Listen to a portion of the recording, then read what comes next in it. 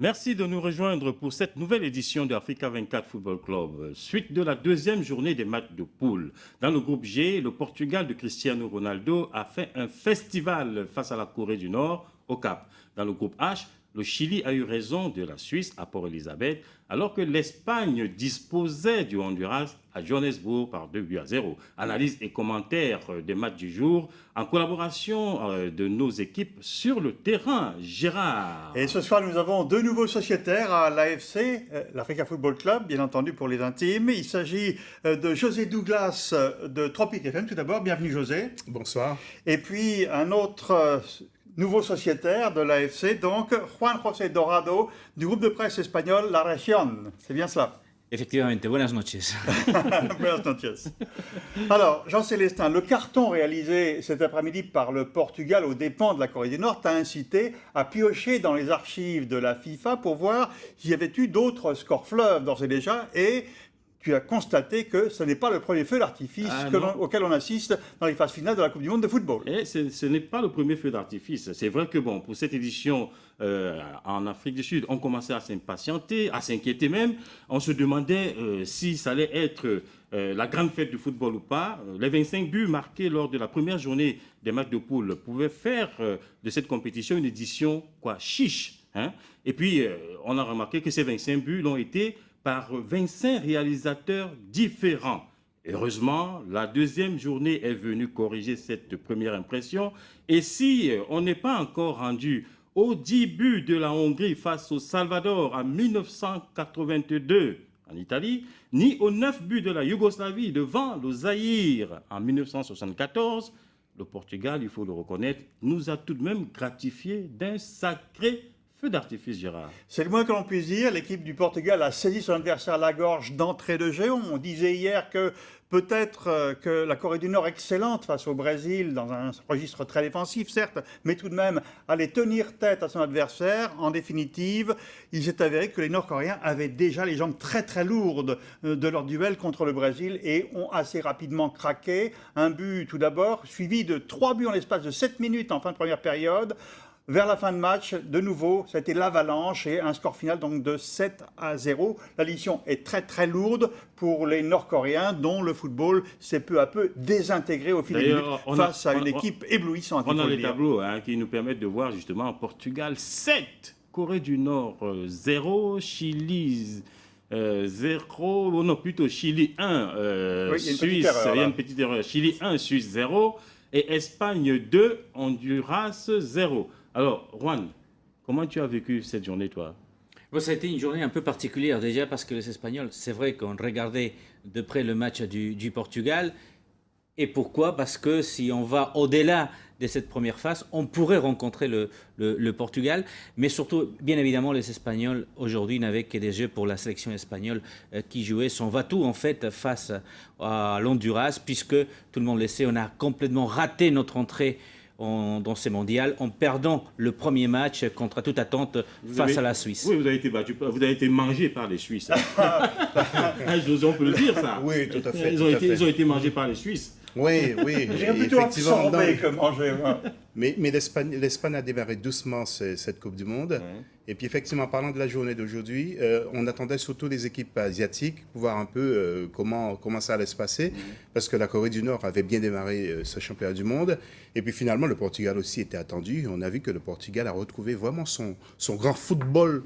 Et on reconnaît que c'est un grand d'Europe, comme les Espagnols ce soir. Oui, alors justement, on va revenir peut-être en compagnie de Joseph-Antoine Bell sur ces rencontres. Joseph, on disait hier soir à ce micro que l'équipe de Corée du Nord pouvait peut-être faire un bon résultat face au Portugal, à la lumière de ce qu'on avait vu contre le Brésil. En l'occurrence, les Nord-Coréens semblent avoir payé très très cher la fatigue de leur premier duel face au Brésil. C'est une question de rythme de jeu. Nous espérions que pour nous, elle ferait un bon match contre les Portugais et se fatiguerait contre les Ivoiriens. Mais la fatigue est venue beaucoup plus tôt. Et bon, maintenant, il reste à espérer que les Ivoiriens, eux aussi, pourront faire un très grand résultat face à la Corée du Nord. Mais bon, on se retrouve dans une situation où, même sans avoir joué, les les Africains sont quand même à la peine. Oui, mais Joe, au-delà de cela, on a eu l'impression que le Portugal, même avec les 7 buts, hein, est entré progressivement dans cette rencontre. Tout n'a pas été facile dès le premier quart d'heure. Mais bien sûr, mais ça aussi c'est logique. Sauf, vous savez, sauf vraiment cas de chance, selon qu'on est du côté où on a marqué, ou de malchance pour les autres. Les débuts de match, les deux équipes sont à égalité parce que c'est le départ, tout le monde est frais, tout le monde est encore concentré. Et donc la différence ne se fait pas tout de suite, il faut un petit temps. Et les Coréens, aujourd'hui, il a fallu un quart d'heure, 20 minutes, et les Portugais ont trouvé la faille. Et du coup, ça a été beaucoup plus facile pour les Portugais. Si l'autre jour, les Coréens ont semblé réussir quelque chose contre le Brésil, c'est bien parce que le Brésil n'a pas trouvé la faille assez tôt. Et en définitive, donc, le Portugal joue un bien mauvais tour à la Côte d'Ivoire. Ah oui, absolument. En ayant marqué un aussi grand nombre de buts, on sait très bien que même en dominant, il faut beaucoup de réussite pour marquer 7 buts. Donc, les Ivoiriens ont une tâche beaucoup plus compliquée, même si on espère bien qu'ils battront la Corée, mais on sait très bien que marquer 7 buts, c'est pas tous les jours que ça arrive. Et dans l'autre rencontre, le Chili a eu raison de la Suisse, avec le plus petit des écarts, mais c'est quand même une victoire. Oui, absolument, mais ça aussi, on s'attendait à avoir une équipe chilienne qui allait faire le jeu et une équipe suisse qui allait être égale à elle-même, c'est-à-dire plus regroupée pour défendre et espérer faire des comptes. Simplement, quand vous défendez beaucoup, vous commettez aussi des fautes et aujourd'hui l'arbitrage est beaucoup trop sévère. Et là, les Suisses ont été rapidement réduits à 10 et tenir tout le match à 10, ce n'est pas facile. Et ils ont fini par craquer, ils ont encaissé un but. Mais on a vu que les Suisses, quand ils défendaient à 10, et maintenant, à la 75e minute, quand ils ont été menés, désormais, ils attaquent à 10. Donc, finalement, ils savent aussi attaquer, ce qui veut dire que le dernier match n'est pas encore perdu, que ce groupe est un groupe absolument difficile. Pour l'instant, les Suisses ne sont pas encore largués. Ils vont jouer leur chance jusqu'au bout. Et l'Espagne, alors, qui gagne enfin, j'allais dire, son premier match dans ce tournoi, c'est quoi? C'est de bon augure pour la suite, pour cette équipe espagnole? Bien sûr qu'aujourd'hui, avec la victoire, elle retrouvera un petit peu plus de confiance quand même. Mais vous savez, une défaite est une défaite. Bien que les Espagnols aient dominé tout le match la dernière fois, le fait d'avoir perdu a fait qu'aujourd'hui, ils étaient supérieurs, mais il manquait quand même de confiance. Le résultat, Fernando Torres, par exemple, a raté beaucoup d'occasions de but. Et l'équipe tout entière a raté beaucoup d'occasions de but. Oui, bon, David Villa a raté un pénalty notamment. Et penses-tu, Joe, justement, que cette victoire 2-0 a en quelque sorte débloqué l'équipe d'Espagne qui avait probablement en travers de la gorge son échec face aux Suisses? Absolument, absolument. Je crois qu'il s'agissait aujourd'hui de tout faire pour débloquer la situation, pour commencer enfin à être du côté des vainqueurs. Bon, ça aurait été mieux pour l'Espagne si elle avait réussi à marquer plus de buts, parce que n'oublions pas que contrairement à la CAN, ici c'est d'abord le goal différence qui compte et pas le goal différence particulier. C'est d'ailleurs ce qui rend la tâche des Ivoiriens difficile.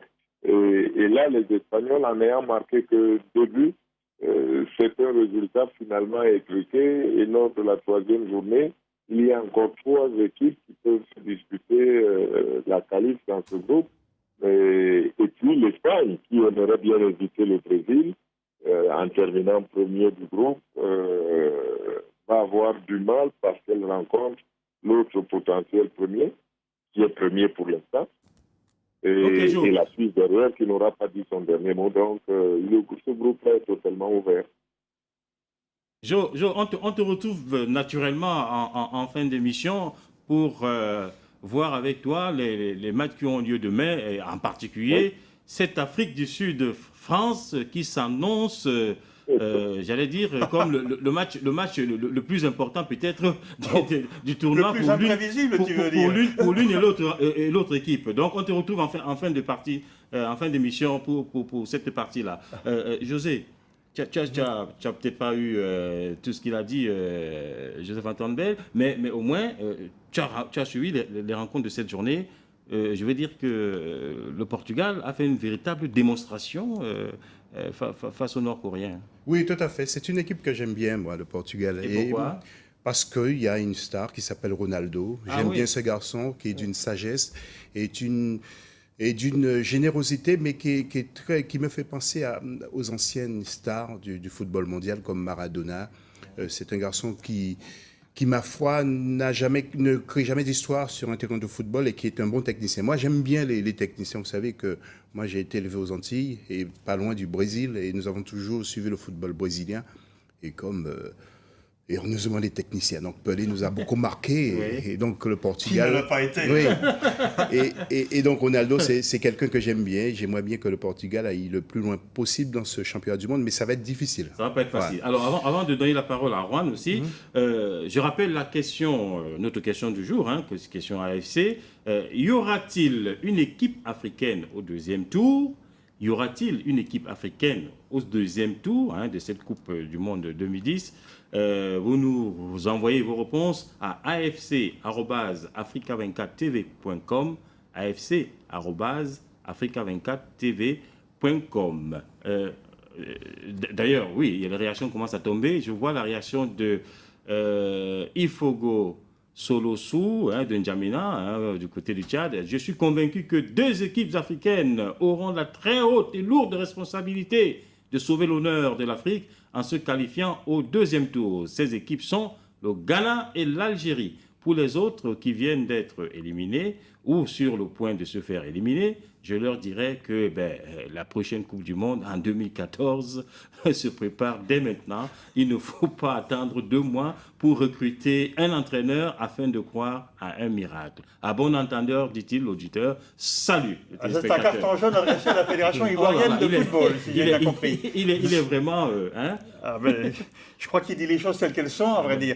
J'aimerais demander personnellement à Juan si, à son avis, cette équipe d'Espagne qu'on a vue tout à l'heure, brillante en définitive, malgré de nombreux échecs devant le but adverse, n'est pas tout près d'avoir réussi un véritable exploit, car la démolition du Honduras était tout à fait possible ce soir. Elle était tout à fait possible. On aurait pu quand même assister aujourd'hui à un 12e match comme celui du Portugal. Un deuxième feu d'artifice. Voilà, si Villa n'avait pas raté son penalty et les 3 ou 4 opportunités qu'il a eues, on a même touché la barre transversale.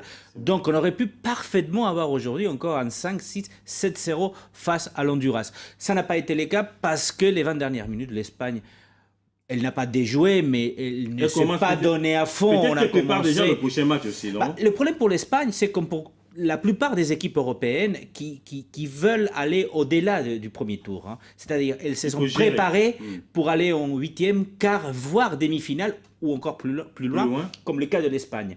Donc, c'est vrai que les premiers matchs sont quand même assez compliqués. Quand vous voyez l'équipe d'Espagne avec des joueurs qui ont fait cette saison entre 50 et 60 matchs, il est certain qu'ils n'ont pas fait de la préparation physique pour le mondial, ils ont fait surtout de la récupération. Et donc, maintenant, il faut relancer aussi la machine. Et n'oublions pas que des équipes comme les Honduras, la Suisse ou d'autres équipes de ce mondial ont préparé leur premier match, voire le deuxième match, parce qu'ils savent qu'il est difficile d'aller au-delà de cette première phase de poule. Et précisément, l'équipe de Suisse s'est préparée de manière extraordinairement rigoureuse. On a appris que les Suisses avaient passé 3 semaines à 2000 mètres d'altitude de manière à avoir vraiment fait le plein de ressources. L'équipe d'Angleterre, puisqu'on parle des grandes équipes en difficulté pour avoir trop joué, notamment lors de leurs championnats nationaux et des compétitions européennes de clubs, l'équipe d'Angleterre éprouve les mêmes difficultés, elle aussi. On l'a vu l'autre jour peiner contre l'Algérie et contre les États-Unis. Donc, l'Espagne n'est pas le seul dans ce cas-là à avoir une période de rodage en quelque sorte. Elle n'est pas les seuls. Et vous oubliez aussi l'Allemagne, Oui. qui est en Oui. difficulté. Tout à fait. On Puisqu'il a oublie perdu l'Italie, devant qui la n'a que Serbie. 2 points Tout à fait. aujourd'hui et qui est Tout en à très fait. grosse difficulté. Justement, Donc, José, comment tu expliques ça, ces Alors, difficultés moi, des grandes équipes là, Ça m'inquiète les propos de Juan, Oui. car il disait que les joueurs espagnols, certains d'entre eux, ont joué 60 matchs. On les avait effectivement en train de marcher à la fin de la rencontre. Par rapport à l'équipe des États-Unis, certaines équipes qui jouent à 100% du début jusqu'à la fin. Alors ça peut nous inquiéter, même si l'Espagne passe au deuxième tour, est-ce que l'Espagne ira jusqu'au bout? C'est le cas aussi des Italiens. Juan, je disais que j'allais te donner la parole, bah, je te la donne. voilà, donc je vais faire un parallèle avec 2006 et la France qui a très mal commencé se retrouvait quand même en finale. Donc c'est des équipes qui vont monter en régime. Et c'est le cas de l'Espagne, de l'Italie, du Portugal, même de l'Allemagne. aussi, oui, oui. Alors évidemment, on n'est jamais à l'abri d'un faux pas. Ça a été le cas pour l'Espagne lors du premier match. Et ça a été le cas de l'Italie, de l'Allemagne au deuxième match. Donc, c'est vrai que ces équipes-là ont besoin maintenant de rentrer dans la compétition et peut-être aussi d'affronter des équipes et des nations qu'ils connaissent bien. Parfois, on va jouer face au Chili, on va jouer face à l'Honduras, face à l'Algérie. Et là, on a du mal parce qu'on n'a pas de repères par rapport au football algérien, Mais c'est la faute à au qui? Camerounais, etc. C'est la faute à qui? Bah, certainement à cette football européen C'est difficile d'aller au Honduras, jouer les matchs amicaux quand même. la référence entre guillemets, parce qu'après on a forcément le Brésil et l'Argentine, mais la grosse référence du football aujourd'hui, c'est quand même l'Europe, toujours l'Europe. Donc c'est vrai que cette compétition, et n'oublions pas l'envie de ces équipes-là. On a vu la Corée du Nord face au Brésil. Personne n'aurait cru que la Corée était capable de résister au Brésil. Et ils ont résisté, ils ont même marqué un but. Donc, c'est vrai que ces équipes-là se sont préparées pour leur premier et deuxième match.